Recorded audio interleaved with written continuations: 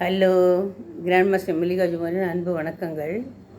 இப்போ நம்ம தமிழ்நாட்டில் 2026 தேர்தல் வரப்போகிறது.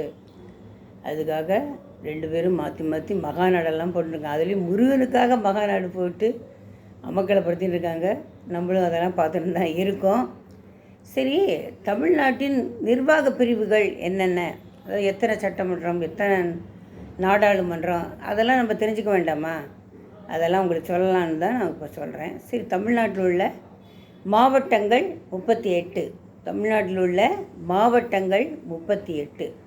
மக்களவை தொகுதிகள் 39. மக்களவை தொகுதிகள் 39. 3. சட்டமன்ற தொகுதிகள் 234. சட்டமன்ற தொகுதி எத்தனை இருக்குது? 234. மாநகராட்சிகள் 25. முன்னாடிலாம் மாநகராட்சினாலே சென்னை மட்டும்தான் இருந்தது. அப்புறம் பார்த்தா வரிசையாக ஒன்றுனா அதுக்கப்புறம் இப்போ 25 மாநகராட்சிகள் இருக்குது. அதுக்கப்புறம் நகராட்சிகள் 137.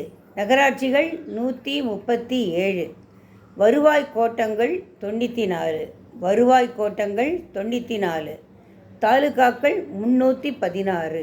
தாலுகாக்கள் 316. ஊராட்சி ஒன்றியங்கள் 388. ஊராட்சி ஒன்றியங்கள் 388. டவுன் பஞ்சாயத்துகள் 490.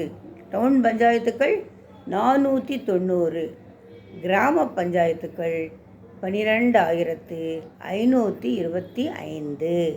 கிராம பஞ்சாயத்துகள் 12,525 கிராம பஞ்சாயத்துகள் இருக்குது.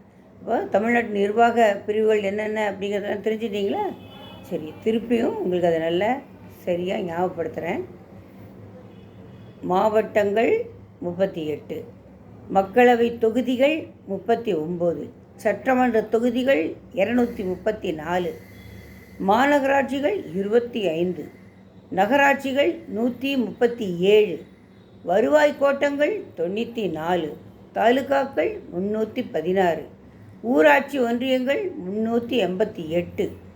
டவுன் பஞ்சாயத்துக்கள் 490. கிராம பஞ்சாயத்துக்கள் 12,525. என்ன விவரம் தெரிஞ்சுட்டிங்களா? நான் அடுத்தடுத்து உங்களுக்கு விவரத்தை வரக்கூடிய வீடியோவில் சொல்கிறேன். வணக்கம்.